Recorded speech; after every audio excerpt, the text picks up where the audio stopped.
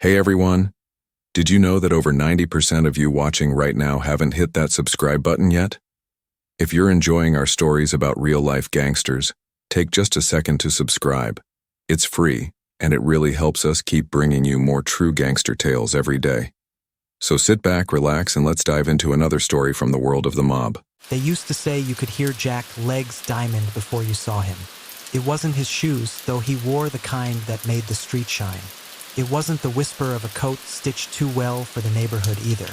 It was his laughter, quick, bright, and a little too confident. It sounded like a man who believed the city belonged to him, and for a while, maybe it did.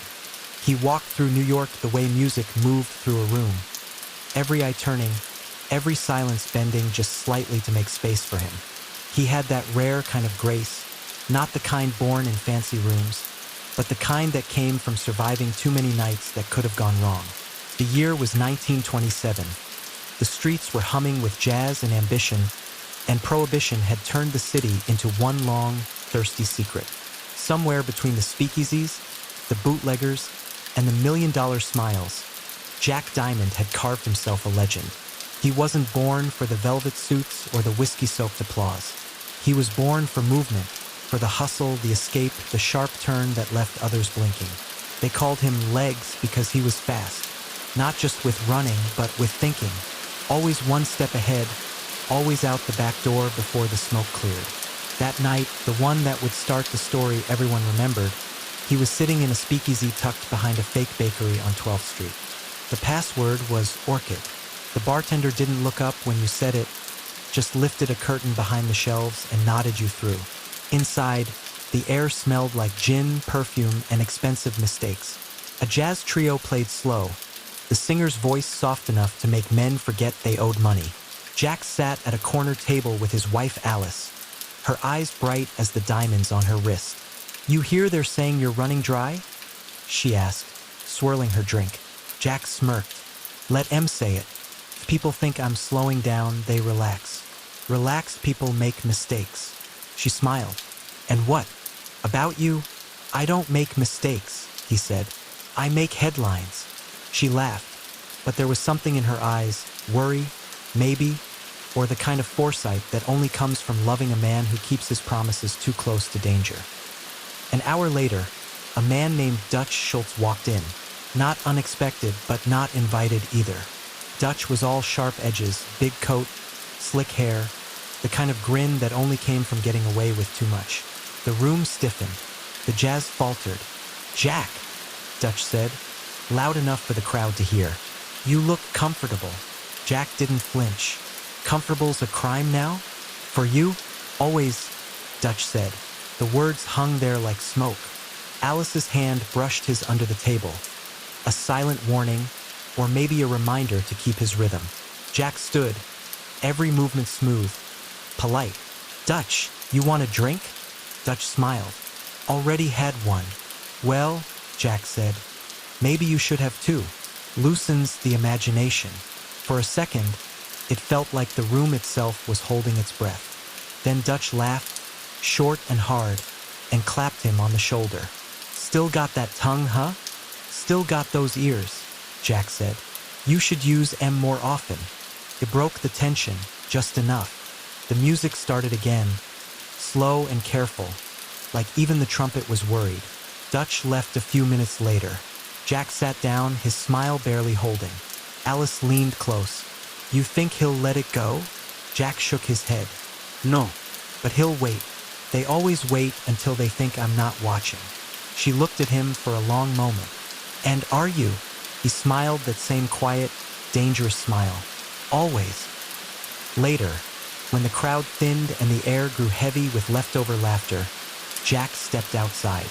The street was slick from rain, the lamps throwing golden halos over puddles. He stood there a while, hands in his pockets, listening to the city breathe. New York at night was its own language. Sirens whispering like gossip, taxis sighing against the curbs, the low hum of men counting other people's money. Jack knew it all by heart. A car rolled slow past the corner, tires hissing against the wet pavement. Inside, he saw a shape, someone watching. He smiled to himself. "Right on time," he muttered. He turned his collar up, gave a soft whistle, and walked away from the speakeasy, heading downtown. He didn't look back. Jack Diamond never did. Looking back was for men who didn't know how to leave. By the time he reached his apartment on 46th, the streets were quiet again. Alice was already upstairs, the lights dimmed low. She was sitting by the window in her robe, a cigarette glowing between her fingers. "You saw him," she said, not asking. "I saw everyone," Jack said. "That's the job." She turned, her voice soft. "You can't keep living like every door has two exits." He smiled. "That's why I'm still living." She sighed and stubbed the cigarette out. "One day you're going to have to pick a side. Be the man they tell stories about or the one who comes home." He didn't answer. He just kissed her forehead, the city's lights spilling across the window like stars pretending to be close. "I'll always come home," he whispered. But even as he said it, his mind was already on the next move, the next call, the next shadow waiting by a curb. Because Jack Legs Diamond wasn't made for staying still. He was built for motion, for the chase, for the risk, for the rhythm of a city that didn't love him but couldn't quite let him go. And somewhere, deep down, he knew every dance ends when the band stops playing. He just hoped he'd hear the last note before it did. The morning after felt like a stage after the curtain. Quiet, dusty, full of echoes. Jack Legs Diamond stood on the balcony with a robe knotted loose, watching the city stitch itself together from steam and streetcar bells. People loved to say New York never slept. Jack knew better. It napped with one eye open and dreamed about money. Alice padded out with 2 cups of coffee and a look that could read ledger books. "You didn't sleep," she said. "I rested," he said, which wasn't the same thing. She handed him a cup and leaned on the rail. "Dutch doesn't make social calls," she said softly. "He wanted to see your face when he said your name." Jack smiled without teeth. "Some people spend money. Some people spend a moment." He bought a moment. "Be careful with your change," she said, and bumped his shoulder with hers. By 9, he was dressed in charcoal and patience, a tie the color of quiet promises. The city had put on its day mask. He walked south, letting Midtown drift past like a moving picture. Newsboys rehearsing headlines, doormen polishing somebody else's reflection, office girls stepping over puddles like choreography. Jack fit in everywhere and nowhere. That was his trick. His first stop was a room above a pharmacy that smelled of menthol, ink, and rumor. Inside, 2 men bent over a city map tacked to a table. Red pins marked routes. Blue pins marked questions. Gold pins marked dreams. "Jack," said Eddie Kay, not looking up. "You're early." "On time is the same thing," Jack said, glancing at the map as if it might wink. "Show me the weather." Eddie traced a line from the river to a warehouse that pretended to store radio parts. Supplies steady on the east side. Midtown's clean. Uptown's conversational. Define conversational. 2 crews in the same sentence, Eddie said. "One of them thinks punctuation is optional." Jack tapped the gold pin. "Dutch." Eddie shrugged apologetically. "Or a man who loves his hat too much. Either way, somebody's teaching geography with their elbows." Jack put his hands in his pockets, the way a man does when he's counting options. "We don't elbow," he said. "We invite. If they don't RSVP, we send flowers and a calendar." Eddie grinned despite himself. "You still talk like a movie. Pictures learned from me," Jack said, then turned to the second man. "What's the law doing?" "Practicing their handwriting," said Benny Small, who had a gift for payroll and poetry. "There's a desk downtown stacked with paper that says, 'Diamond,' like it spells weather." "Fine," Jack said. "Let it rain." He walked them through adjustments as if conducting a band. Routes that curved instead of cut, drivers who changed hats instead of faces, courtesies that arrived before complaints. He wasn't trying to win the city. He was trying to keep it from tripping. Before he left, Eddie hesitated. "You sure about this?" he asked. "About being seen again?" Jack flashed the grin that people confused with permission. "A shadow only means there's a light." He stepped back into the stairwell, whistling something syncopated that hadn't been written yet. By noon, he was in a midtown hotel that sold respect by the hour in a lounge with heavy curtains. An orchestra rehearsed in the ballroom, violins tuning like gossip. Jack found a corner table where a newspaper waited, folded to the page that mattered. The headline wasn't about him, which meant the day had started politely. A man in a banker's suit crossed the room, pausing long enough to be remembered as harmless. "Mr. Diamond," he said under his breath. "Mr. O'Malley sends his regards. Tell the alderman I prefer postcards," Jack said, not looking up. "The committee would appreciate moderation," the banker continued, smiling for anyone who cared to watch. "No headlines. No ripples." "Committees specialize in ripples," Jack said. "It's what they call waves they can't stop." He finally lifted his eyes. "Tell them I'll keep the city tidy if the city stops rearranging my furniture." The banker nodded and left with the tiny dignity of a man who knew the difference between a message and a conversation. Alice arrived a moment later, wrapped in a navy dress that made daylight act like a spotlight. She slid into the chair with that unteachable ease some people called class and Jack called truth. "You sent for me?" she said. "I like lunch with my better judgment," he said. She studied him. "And what does your worst judgment want?" "An encore," he said, then softened. "Listen, we're going to move a little air tonight. Quietly. The room on 10th with the piano that needs tuning. Friends or tourists?" "Both," he said. "I want them to see the wallpaper and forget the floor." She touched his wrist. "Don't confuse applause with safety." "I never do," he said, meaning it. The room on 10th was a speakeasy with a memory. Once it had been a tailor shop. Before that, a bakery. Before that, a promise between cousins. Tonight, it was just what it needed to be. A place where the city pretended to be private. The piano still leaned out of tune, which Jack approved of. Perfect note was suspicious. He arrived with Alice through the kitchen, because doors have personalities and he liked this one. Inside felt like velvet in a room that hadn't earned it. Lamps shaded low, laughter on its best behavior. A waitress who could balance a tray and a roomer without spilling either. People turned as if a draft had found them. Jack's smile did its work. He toured the tables, saying little, remembering much. A word for a bookmaker's wife about her brother's new barber. A compliment to a tenor who wanted to be a diver. A joke, quick and clean, for the bartender with a scar that told a different story than the one on his face. He offered nothing to Dutch's man near the back except a nod that meant, "I see you seeing me." At the bar, a boy too young for his suit and too old for his eyes introduced himself with a handshake that squeezed facts. "Name's Arthur. I sell music." "Music sells itself," Jack said. "What do you really sell?" "Introductions," Arthur admitted, cheeks pinking. "Good," Jack said. "Bring the piano a friend." Arthur blinked. "I don't follow." "You will," Jack said gently. "One day you'll hear a room change key. When you do, walk toward the darker note." Arthur nodded, the way smart boys nod when they've been given homework by someone the city refuses to grade. Midnight came like a polite thief. The room was pleasant, the stories were short, the glasses obedient. Jack was just thinking what a nice thing ordinary could be when the room decided to teach him humility. Dutch walked in again, with a smile like a door closing. He didn't bring thunder, just rain clouds. "Legs," Dutch said, casual as smoke. "Twice in 2 days. People will talk." "They'd talk if I moved to the moon," Jack said.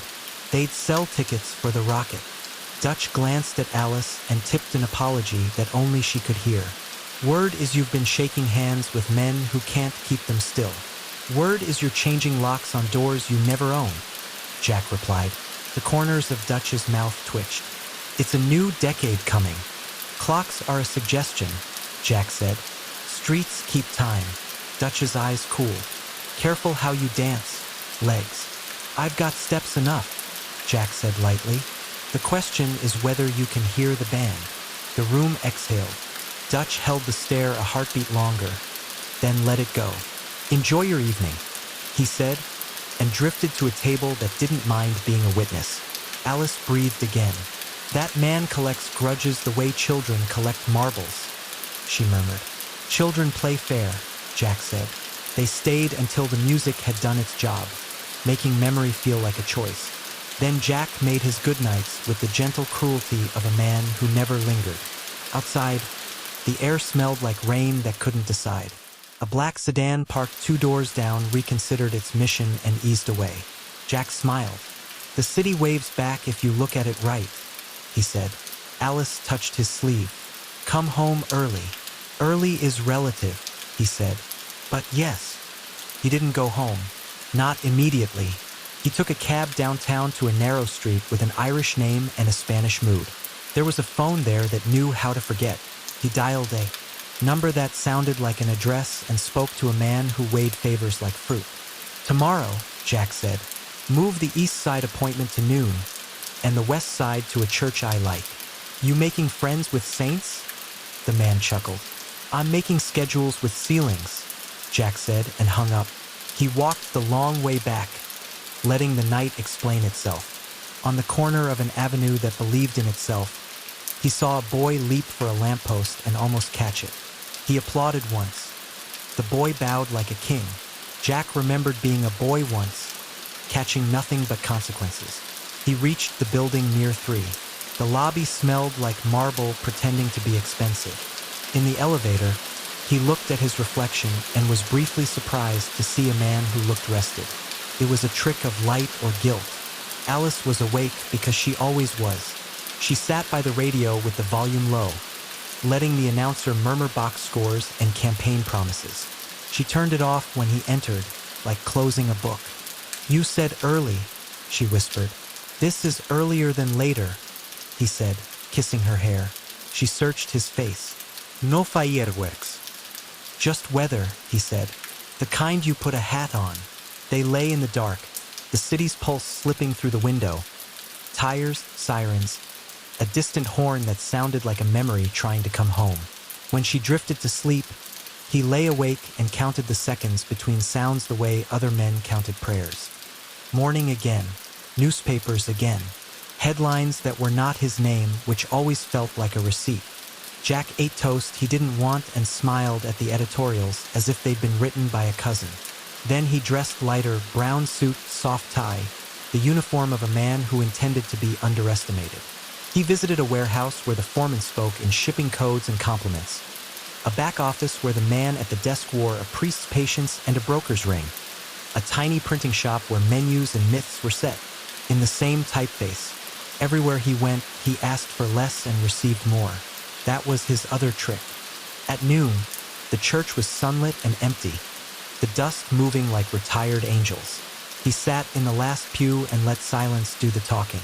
When the side door opened, a city official with perfect part and imperfect tenure slipped in and sat without looking at him. You didn't get this from me, the man said. Of course I did, Jack said. There's a list, the man whispered. They're making one of those special committees. Names who embarrass them. Men whose smiles vote louder than their ballots. Yours is there. It usually is, Jack said. Read me the other lines. The names came like cards turned in a slow game. Some he expected, one he did not. The unexpected name was a friend of yesterday. Jack nodded when he heard it, the way a doctor nods at a diagnosis everyone feared. When the man finished, Jack rose, dropped a bill in the poor box, and considered a candle that had already burned halfway on someone else's behalf. He did not light it. He left with his hat in his hand, which made the usher trust him. That night was for small rooms and smaller promises. He made both. He told the boys who ran the trucks to drive like librarians. He told the accountant to subtract a number no one would miss. He told the bartender on 10th he'd pay for the piano's tuning because lies sounded better when the truth was in key. And then, at 1:45, as if the city wanted to test his devotion to schedules, he found a plain envelope under his door. No name, no stamp, no code. Inside, a single scrap from a society column clipped neat. Legs diamond, seen laughing on 10th. Laughter in short supply elsewhere. On the back, in a hand he recognized from the angle of its arrogance. You dance. To keep time. He smiled, crumpled nothing, and set the clipping in the drawer with other souvenirs of survivals. Then he opened the window and let the cool air remind him that plans were only good until the next song. Alice spoke from the bedroom, sleep softening her consonants. "Jack, you coming?" "Always," he said, and meant it the way a promise means the next hour. He turned off the lamp. The city dimmed with him, as if in agreement, as if to say, "For tonight, at least, we can be gentle." Somewhere far off, a saxophone tried out a melody and stopped when it realized it had almost found something true.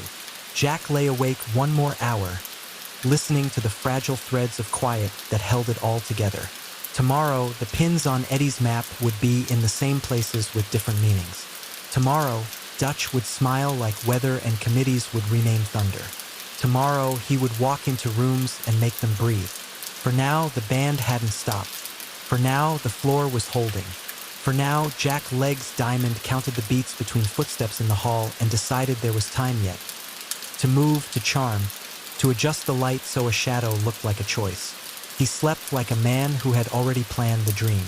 The next morning broke clean and sharp, the kind of November light that makes even New York look honest. Jack Legs Diamond stood at the window of his suite at the Hotel Monticello, shirt undone, suspenders hanging, staring at a skyline he both fought and flirted with for years. The city stretched before him, restless and beautiful, and for the first time in a long while, he didn't know if he was chasing it, or if it was chasing him. He poured himself a drink, not because it was early, but because it was always early somewhere. The glass caught the light just enough to remind him of the kind of men who thought reflections were truth. He took a slow sip and listened to the city waking.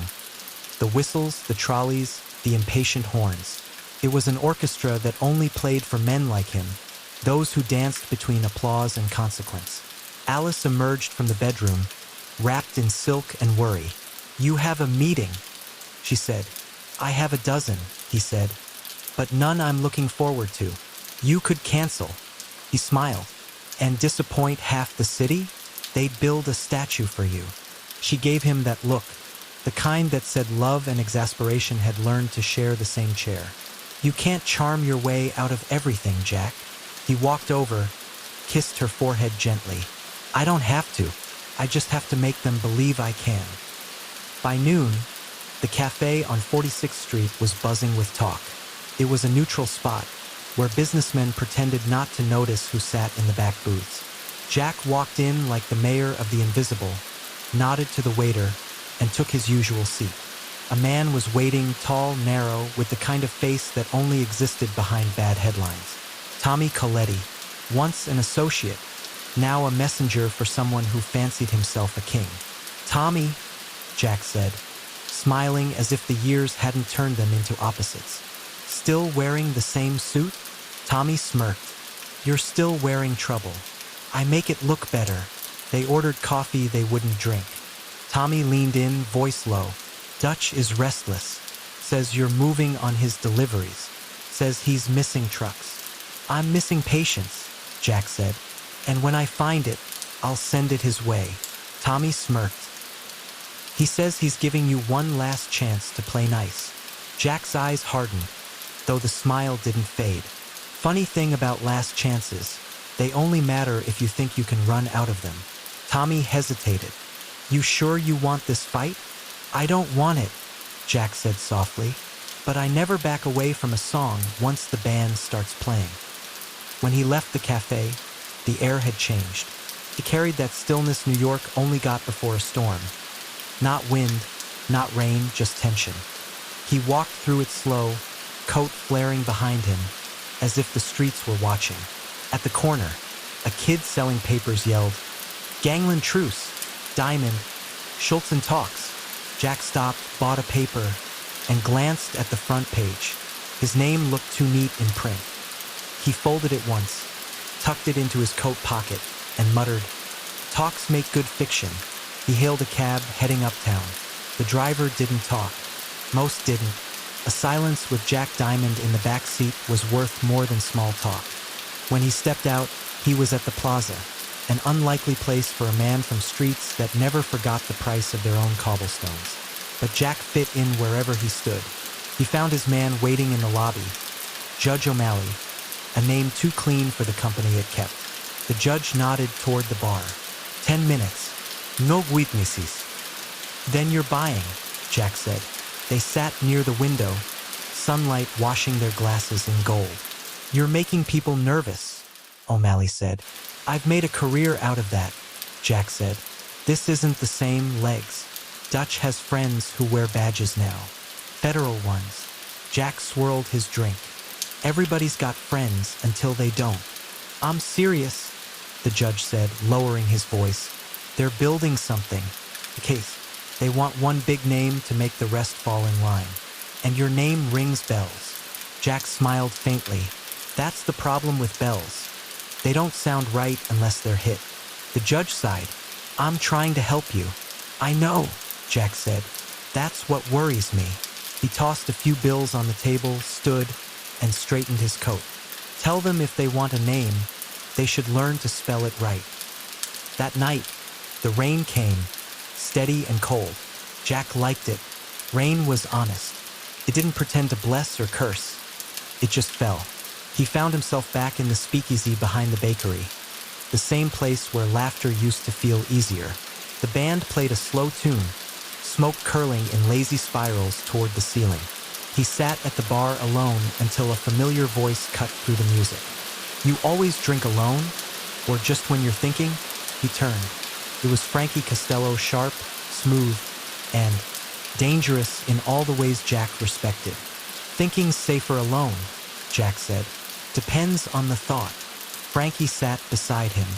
Word is you're going head-to-head with Dutch. Word is I should talk you out of it. Word travels too fast, Jack said. That's New York, Frankie replied. Everyone's listening for the echo before the gunshot. Jack chuckled. I'm not looking for noise, Frankie. Just balance. Balance doesn't exist here, Frankie said. You should know that by now. Jack finished his drink and stood. Then I'll settle for rhythm. Frankie watched him go, shaking his head. Rhythm gets you remembered, he muttered, but it also gets you killed. Back at the Monticello, Alice was waiting by the window again. The city lights flickered across her face like a warning. You saw him, she said. Frankie? Yeah. And he's right, Jack said, loosening his tie. But so am I. Jack, please. He stopped her with a look. Not angry, not cold, just final. Alice, I've been running since I learned how to stand. If I stop now, it won't be peace. It'll be the end. She closed her eyes, took a breath that sounded like surrender. Then promise me you'll know when to run again. He smiled faintly. That's the one promise I always keep. Later, when she'd fallen asleep, Jack stood on the balcony again, coat collar high against the wind. The city was quiet now, the streets glistening like new coins under the streetlights. Somewhere out there, Dutch Schultz was plotting, and the feds were writing stories before they had endings. Jack lit a cigarette, watched the smoke twist into the night, and whispered to the skyline. Tomorrow we start the real dance. The ember glowed, then faded. The city didn't answer, but he could feel it listening. The city had a strange way of holding its breath before trouble. That next day, the air felt electric, like something waiting to spark. New York wasn't quiet, but it was cautious. Even the taxis sounded nervous. Somewhere between the laughter, the clinking of glasses, and the rustle of folded newspapers, there was a pause too long, a glance too sharp, and Jack Leg's diamond felt it in his bones. He'd been in enough storms to recognize the sky before the lightning. He sat at a small table in his suite, the morning paper spread out before him. The headline read, Schultz expands downtown territory. The words meant nothing to most readers, but to Jack, they were a challenge written in black ink. Dutch Schultz wasn't just expanding. He was testing how close he could step to Jack's shadow before getting burned. Alice walked in, already dressed, her hair pinned perfectly. She looked beautiful in that way women did when they'd learned to be composed around chaos. You've been staring at that page for 20 minutes, she said. I like to see how people spell my problems, Jack said. Dutch won't stop. He'll try, Jack said, folding the paper neatly. But there's a difference between trying and knowing when to quit. Maybe you should be the one who quits this time, she said softly. Leave the city for a while. You've got enough money to buy your peace. Jack gave a small, sad smile. Money can buy silence, Alice. It can't buy a place to belong. By afternoon, the clouds rolled in thick over Manhattan, low enough to scrape the rooftops. The streets shimmered with that gray light that made every reflection look like a memory. Jack walked through it, coat collar high, moving like a man who had decided on something dangerous but necessary. He arrived at the warehouse by the river, the one that pretended to be a fruit importer.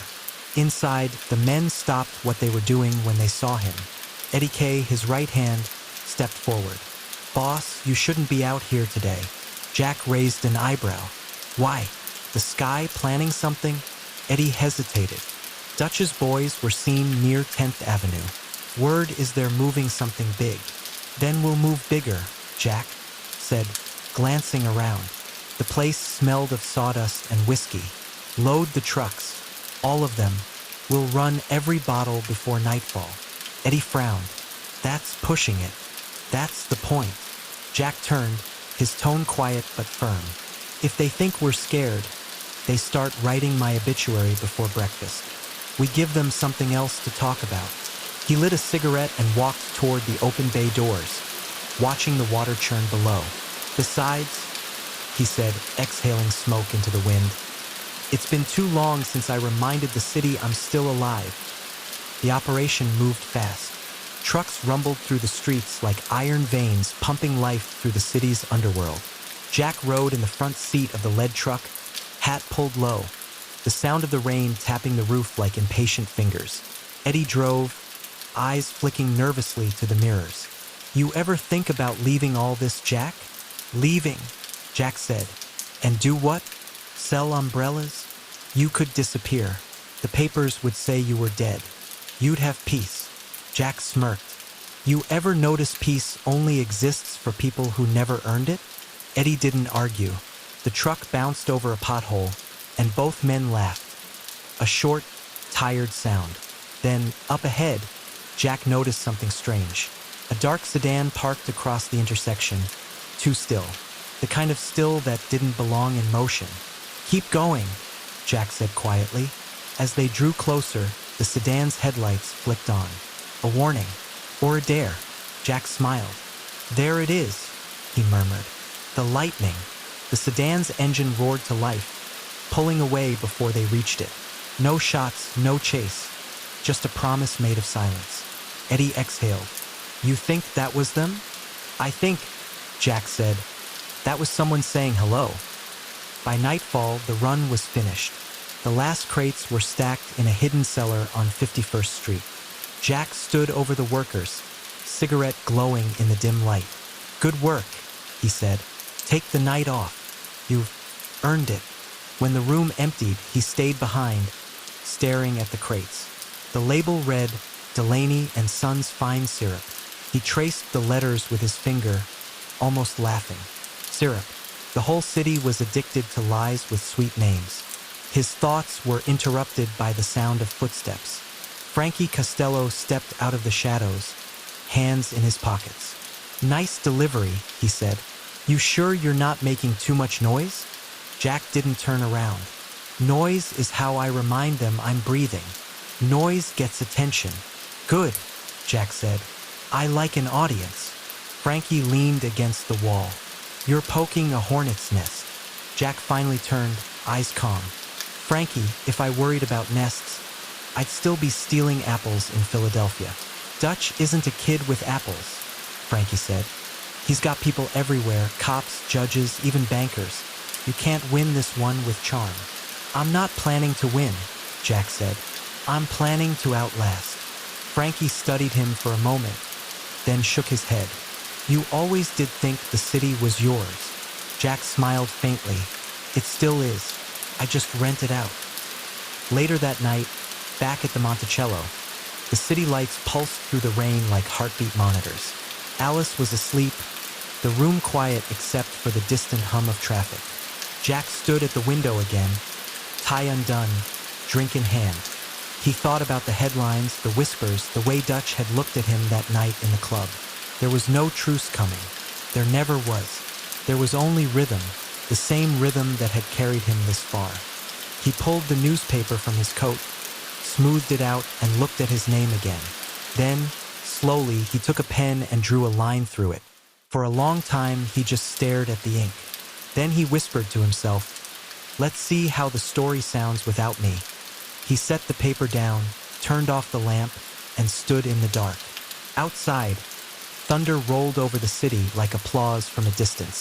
Tomorrow, he thought, the music would start again, and Jack Legs Diamond, tired, clever, and unbroken, would be the first one on the dance floor. The storm didn't wait for permission. By dawn, the city was wrapped in thunder that sounded like 1,000 bad decisions happening at once. The sky was the color of nickel, the streets slick with rain and rumors. Jack Legs Diamond stood in front of his mirror, tying his tie as if it mattered.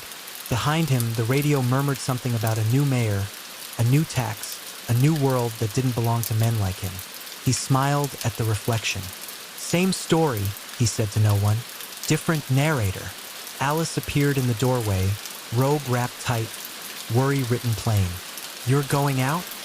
"Storm's good cover," he said, slipping on his jacket. "For what? Whatever happens next." She sighed, the sound soft but sharp. "You can't outrun this one, Jack." He turned, kissed her gently on the forehead. "Sure I can. I've got better shoes." But as he stepped out into the hallway, his smile faded. Even charm had its limits. He met Eddie K at a corner diner uptown, the kind of place where the coffee was strong enough to confess. The booths were half full of men reading papers they didn't understand. The rain outside beat against the glass in slow rhythm. "You look tired," Eddie said, sliding a cup toward him. "I look alive," Jack said. "That's worse for some people." Eddie hesitated, fingers drumming on the table. "Boss, there's something you should know. One of our trucks didn't make it back last night." Jack didn't move. "Police?" "No," Eddie said quietly. "Dutch's men. They hid it near the river. Took everything. Driver's gone." Jack stirred his coffee. "Dead. Maybe. Maybe not. Nobody's saying." Jack leaned back, the chair creaking under the silence. "He's moving faster than I thought." "You could still walk away," Eddie said. "Go to Philly, even Europe. Nobody would follow." Jack smiled faintly. "You ever see a ghost retire?" Eddie shook his head. "You're no ghost, Jack. You're a target. That's the compliment of the century." Jack left a bill on the table and stood. "Keep your head down. I'll handle this one myself." By mid-afternoon, the rain had turned to mist, thick enough to hide in. Jack moved through it like smoke, hands deep in his pockets, hat tilted low. The city's rhythm slowed around him. He passed storekeepers sweeping rainwater from their steps, cabbies arguing with ghosts, and kids tossing bottle caps into puddles like they were skipping stones across time. He stopped at a newsstand. The headline made him laugh under his breath. "Tensions rise between rivals. Diamond silent." "Good," he murmured. "Let them wonder." He bought the paper, folded it under his arm, and turned toward the docks. That's where Dutch's men always moved first, where silence came cheap and bullets had good aim. The air near the water was colder, sharper. He could smell the oil, the salt, the rust. He walked past the warehouse rows until he reached number 9, the one with the broken window. He'd been here before, years ago, when the city still felt like an opportunity instead of a debt. Inside, the place was dim, lit only by a single hanging bulb, and waiting beneath it was Frankie Costello. "Didn't expect you," Jack said, closing the door behind him. "You never expect anyone," Frankie said. "That's why you're still breathing." Jack smiled, just barely. "Not sure that's true anymore." Frankie stepped closer. "Dutch's people are moving tonight. Word is they've got someone feeding them routes. Someone close." Jack's jaw tightened. "How close?" "Close enough to finish your sentences." Jack exhaled slowly. "Eddie, Frankie didn't answer. Jack turned away, staring at the light swinging above them. He's been with me since Philly. Loyalty's expensive, Frankie said. Fear's cheaper. Jack nodded. Maybe, but loyalty lasts longer. Frankie handed him a small envelope. Everything you need to know is in there. Addresses, times, who's driving what. Dutch wants to take you down in your own neighborhood. Jack slipped the envelope into his coat pocket. Then I'll make sure he feels at home when he gets there. Frankie frowned. You really gonna face him head-on? Jack looked at him. There's no other way to end a story. That night, the rain stopped, but the air stayed heavy. Jack's neighborhood was unusually quiet, the kind of quiet that never meant peace. He stood by the window of his apartment, cigarette burning slow between his fingers. Alice sat behind him on the couch, silent. You know what they call me, don't you? He said softly. Legs, she said. Because you run. He smiled. No, because I keep standing. She looked at him, eyes glistening in the lamplight. You don't have to prove that anymore. Yes, he said. I do. He kissed her one last time and left before she could stop him.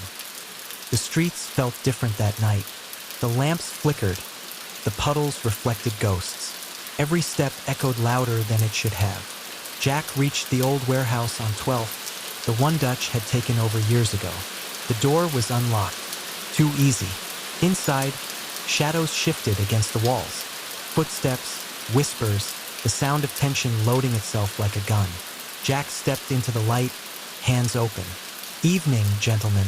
Dutch Schultz stepped forward from the dark, a grin painted in arrogance. Well, look who came walking instead of running. I figured I'd save you the trouble, Jack said calmly. Dutch's men flanked him, silent and ready. The air hummed. Funny thing about you, Legs, Dutch said. You don't know when you're beat. Jack smiled. Funny thing about me, Dutch, I don't play by your scorecard. Dutch chuckled. You could have been smart. You could have retired rich. Retired, Jack said, is just another word for forgotten. The silence that followed was thick enough to taste. Then, somewhere outside, a car. Engine revved, then another. Headlights flashed through the window, bright and sudden. The sound of sirens cut through the night, sharp and unexpected. Dutch's face froze. What the? Jack's smile turned faint, almost weary. You really should have paid better attention to who else was listening. The doors burst open. Men in long coats, badges flashing, voices shouting over the chaos. The warehouse exploded into confusion. Dutch's men scattered. Jack stood perfectly still. Through the shouting and the scramble, he caught one last glimpse of Dutch's face. Shocked, furious, betrayed. Jack turned, walking toward the back exit as the law filled the room. He didn't run. He didn't need to. Outside, the rain started again, soft, forgiving. The city was alive, awake, and watching. Jack stepped into the mist, hands in his pockets, the sound of sirens fading behind him. He whispered, almost to himself, "Told you I'd outlast you, Dutch." Then he disappeared into the night. The morning after felt too quiet for a city like New York. The kind of quiet that didn't come from peace, but from shock. Like the whole place had taken a breath and forgotten how to let it out. Headlines hit the street by dawn, hot off the presses, ink still wet. Schultz raided, Diamond's rival in custody. Legs walks free. Jack Legs Diamond sat at a corner table in the same cafe he'd been meeting men in for years. The coffee tasted like burnt promises, but the air sweet, new, forgiving. He read the paper slowly, tracing the lines of his own name. Still alive. He could almost hear the disbelief in the typeset. Across from him, Frankie Costello stirred his coffee, looking tired. You pulled off a miracle, Jack. Jack didn't look up. No such thing as miracles, just timing. Timing doesn't usually come with sirens, Frankie said. You got someone feeding you the clock? Jack folded the paper, set it down. Let's say I knew when the wind was going to change. Frankie leaned back, studying. Him. You sold Dutch out. Jack smiled faintly. No, I let him sell himself. The difference is subtle, but important. Frankie gave a low whistle. And what now? You think they'll just let you walk away? I don't walk, Jack said, finishing his drink. I dance. That's harder to follow. By the afternoon, the story had already twisted. Dutch wasn't just arrested, he was being called finished. Men who'd sworn loyalty to him were already whispering Jack's name again, testing the air to see which way the city would turn. Jack knew how that rhythm worked. In his world, loyalty lasted exactly as long as fear did. He returned to the Monticello that evening, the lobby full of familiar faces pretending to be strangers. The bellboy nodded like he'd just seen a ghost, and maybe he had. The front page said Jack Diamond was untouchable again, and New York loved men who couldn't be touched, right until it remembered that it could. Alice was waiting upstairs, radio low, cigarette burning itself out in an ashtray. You made the front page, she said. I told you, Jack said with a smile. If I'm quiet too long, the city gets bored. She shook her head. You think this is funny? Dutch will talk. The police will listen. Everyone's going to start digging. They always dig, he said, pouring himself a drink. But I'm not the one buried. Alice crossed her arms. One day, they'll get you. He turned toward her, eyes soft. Maybe, but not today. That night, the city hummed again, back to its usual chaos. Bars reopened, deals resumed, laughter returned to the streets. But underneath it all, there was a tension that hadn't gone anywhere.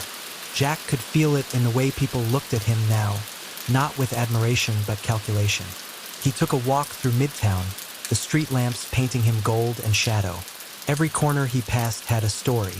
Every window might have been watching. That was the price of being a legend in a city that collected ghosts. He stopped at an alleyway that led to a speakeasy he hadn't visited in months. Inside, the music was soft and sweet, the kind that made people forget how much trouble they were in. The bartender froze when he saw him. Jack, he said, heard you made the news. I heard that too, Jack said, smiling. Pour me something that tastes like victory, but burns like regret. The bartender laughed nervously and poured him a whiskey. Jack took a sip, eyes drifting over the crowd. Politicians pretending to be poets, gangsters pretending to be saints, everyone pretending not to see him. In the corner, a young reporter sat alone, notebook open, pen poised. He couldn't have been more than 25, wearing ambition like an overcoat. Jack walked over. You're wasting ink on me, Jack said. The kid looked up, startled. Mr. Diamond, well, people are saying. Jack sat across from him.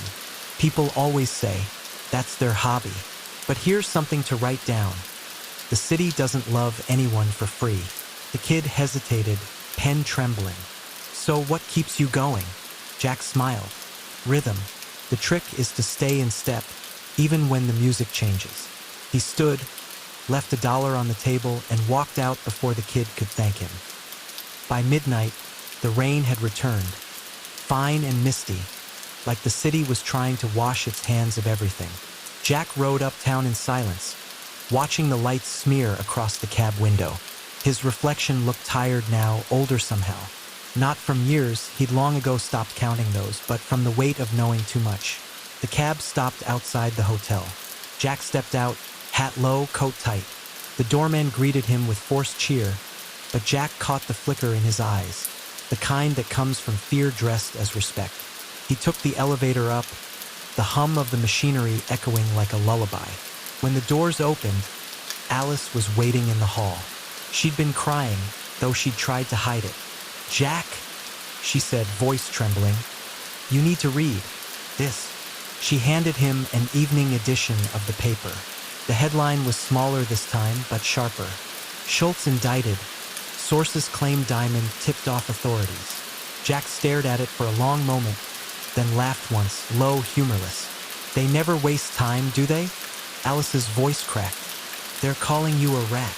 He folded the paper neatly, set it on the table. They called me worse before breakfast. Jack, he held up a hand.